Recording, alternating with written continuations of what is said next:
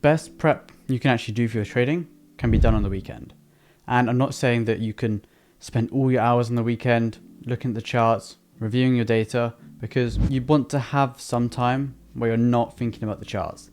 And this is essential to ensure that you don't burn out. Burning out in trading can be quite difficult. The main reason this actually happens is you think that the more time you actually spend on the charts, the more time you spend trading will be beneficial towards your overall trading results and your performance. I'm here to tell you that that is not the case, unfortunately. And I say unfortunately because if it was the case that the more time you put in, the more effort you put in, the more hours you spend, mastering your craft, as in trading, the more money you make, I would pretty much not stop trading until I have as much money as possible. But as you know, if you are a subscriber, I often preach that less is more, and this is very true when you are actually further along in your journey, but can be beneficial if you are in the early stages, maybe the first few months, the first year or two, to actually spend as much time as possible developing your strategy. Once you have your strategy developed and you can kind of see that it's profitable and you've actually tested it,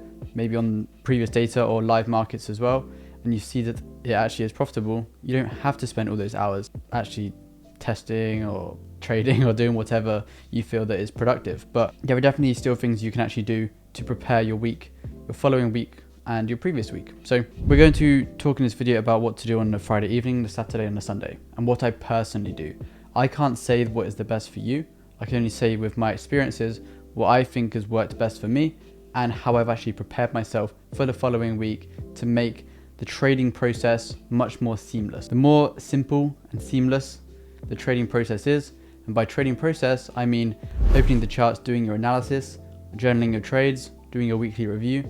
All of this can be made so much more seamless just by adding a few extra steps and doing things in a certain order to achieve the perfect formula of trading weekends. I am actually going to be doing a video about how I actually spend my weekends. So maybe film Friday, Saturday, Sunday. A lot of people count Friday as part of the weekend. So maybe after I finish trading on a Friday, the video will start. Then I will show you exactly what I do for those 3 days before the markets do open on Sunday evening. So we're going to talk about Friday to start. So Friday evening is what I count as the weekend. So after you've done your trading, it's past 5, 6 p.m. in the evening. This is when I will do my weekly review. And this weekly review consists of basically reviewing every trade I've taken in the past week. With my style of trading, it doesn't take me too long. For an average week, I'll only really be entering 2, 3, 4 trades maximum. It isn't a lengthy process for me, but let's say you're a scalper, this is a lot more difficult because if you're taking 30, 40 trades per day, it can be quite difficult and time consuming to actually review every single one of those trades. But I feel like if you are trading like that, then it is more beneficial to actually do the review at the end of each day or the end of each trading session, because you're not going to think looking back at trade 17 out of the 40 in the day 4 days ago and know what your thought process was. So for those sort of traders, it can be a lot different, and I have never experienced that, so I can't really give advice on that style of trading. But when I'm talking about day trading and swing trading, I feel like that is the area that I have actually, I wouldn't say mastered, but perfected in my own terms of success anyway. This weekly review basically consists of how did I perform during that week.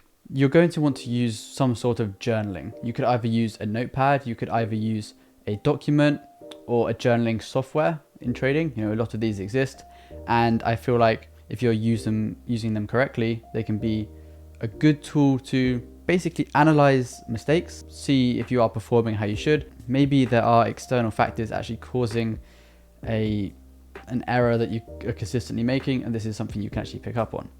And the reason I actually do this on a Friday is because I don't really want to be spending my whole weekend thinking, okay, I got to do that weekly review, and then you just kind of prolong and procrastinate the weekly review, and you don't really want to do it. It's not something that I personally enjoy doing. I don't think, let me look forward to my weekly review. That is just not the case. And for most people watching this video, that also might not be the case. But it is something we have to do as a trader. It's like being a business manager and not reviewing your weekly profits or your weekly revenue, your weekly expenses. All these things you actually have to manage. If you want your trading to be treat it as a business, treat it as a professional career, something that you're not just doing for fun on the side, then you're going to have to treat it as a business, analyze your P&L, which again can also be operated as a business. Your revenue could be your winning trades, your expenses could be your losing trades. Perfect. Then you can see it as a business. Are you losing more than you're winning? That's not an ideal business, and that's definitely something that needs to be changed for the future. Friday, that is done. So now Saturday, I don't do anything trading related on Saturdays. And you know, people will say, oh, you could be backtesting, you could be doing this and that, but my strategy works. My strategy's been profitable for the past few years, and obviously I'm going to tweak things here and there, but if something's working, why would I try and change it? There are going to be times where the strategy struggles and I could have done things differently, I could have traded differently, I could have traded different pairs, but I know that it works, so I kind of leave Saturday as the day where I can pretty much do whatever I want. In trading, if you are doing something every single day, obviously it's very, very good to be obsessed with something, but trading, you can get, a lot of people call it analysis paralysis, where you literally spend too much time on the charts, you just get burnt out. You don't want to be burnt out as a trader, especially if you are losing. It is not fun. So even if you are winning, it's not going to be fun, because it's good that you're making money. Would you still want to be staring at the charts 7 days a week for the whole year? Probably not. You're going to want to take a break. And this is what I actually do on Saturday. And the reason I have a day in between the Friday and the Sunday to actually start the following week is it kind of separates it.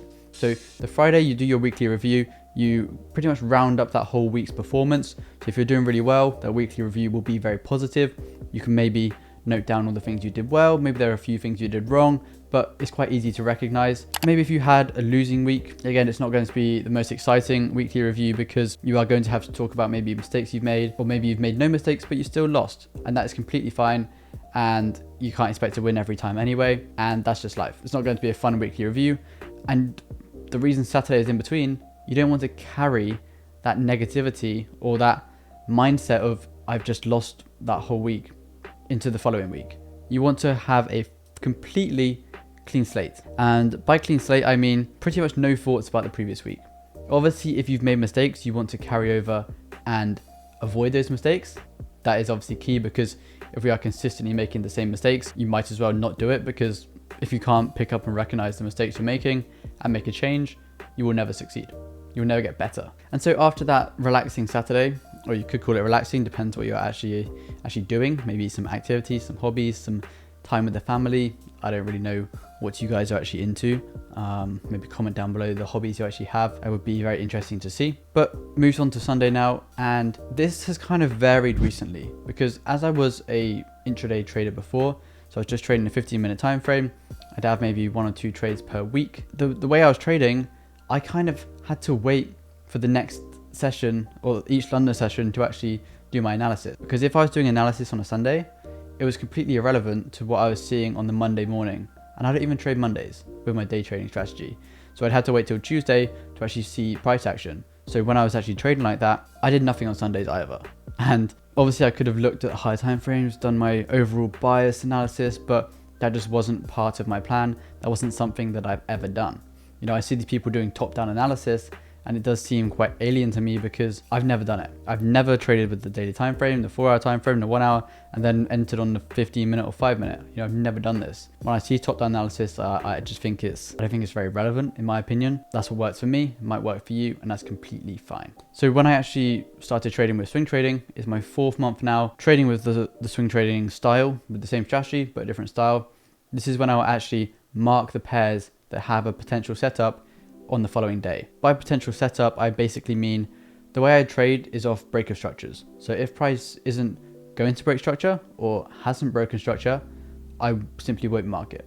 But on TradingView, they have a little thing where you can flag the different pairs with different colors that you're actually interested in trading, or maybe the ones that you're actually in a trade in. And let's say I see a break of structure that's actually happened maybe on the Friday, because I'm trading with the higher time frames, the 4 hour, it is quite easy to see. And you know, you can wait 2-3 days for a setup, maybe a week for a setup. So it's not like something where you have to be on it straight away. You know, I can set an alert, and maybe 24 hours, 48 hours later, that alert will hit, and then I can see the trades. What I actually do is I'll go through my watch list. You know, my swing trading, I have multiple pairs, which obviously is very different to my day trading strategy, which only has the one, which is GBP USD. And I'll go through and I'll see, okay, is there a breaker structure here? Is there going to be a breaker structure? Does it look like it's going to? and I'll mark these. Just because I'm marking them doesn't mean I'm going to trade them. It just means that there could be a potential setup. So when I wake up the following morning, I know exactly which pairs to actually check, because it's only been a few hours, obviously, a few candles of the 4-hour time frame, but there could be potential setups for me to enter. And that's pretty much the only analysis I do on a Sunday. There's not me waiting for the market open to set limits or enter trades by market execution, because there's often gaps or the spread is higher. I don't really want to be in the markets on Sunday evenings. I've never really entered on Sunday evenings. That's kind of why I tend to not trade on Monday mornings either, because let's say there is a gap that has to be filled. It kind of invalidates any of your trading, which isn't ideal. That's kind of how I spend my Friday, Saturday, Sunday. If you want a vlog to show you maybe the activities I do, how I actually do it in person, be sure to let me know, and I'll catch you guys in the next video.